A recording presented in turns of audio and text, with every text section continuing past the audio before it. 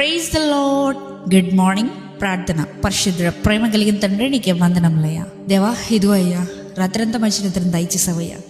ఈ ఉదయకాల్ప సమయంలో ఇలా లేచి ఇలా ఈ మొదటిగా నీకు అప్పగించుకోవడానికి ఇచ్చిన ఈ భాగ్యాన్ని బట్టే నీకు కోట్లాది వందనాలు చెల్లించుకుంటున్నామయ్యా. తండ్రి, ఇదిగో ప్రభా, ఈ ఉదయాన్నే ప్రార్థనలు ఇప్పిస్తున్న సహోదరుల గురించి ప్రార్థిస్తున్నామయ్యా. దేవా, వారి జీవితంలో వారు ఎటువంటి స్థితిగతిలో ఉన్నారో మాకైతే తెలియదయ్యా. సమస్త మెరిగిన దేవుడు నీవే గనుక వారి స్థితిగతులు మార్చండి. వారి దేని కొరకు అయితే ఆశపడుతున్నారు, వేగిరపడుతున్నారు, ప్రతి దాన్ని సమస్తంని నీకే అప్పచెప్తున్నామయ్యా. ప్రతి దాన్ని నీవే చూసుకోమని అడుగుచున్నాం ప్రభా. దేవా, మేము ఈరోజు చేసే ప్రతి పనిపాట్లో నీవే తోడుగా ఉండమని అడుగుచున్నామయ్యా. ఎటువంటి రకమైన శోధనలు కానీ వేదనలు కానీ మేము గురవ్వకుండా ప్రభా నీ కంచె వేసి మమ్మల్ని కాపాడమని అడుగుచున్నామయ్యా.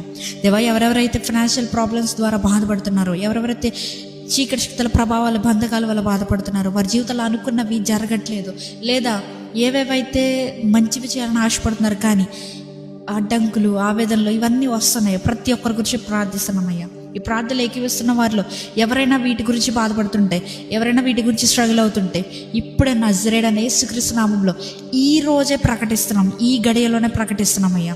దేవా, వారికి గొప్ప బ్రేక్ త్రూ, విడుదల నీవే అనుగ్రహించమని అడుగుతున్నామయ్యా.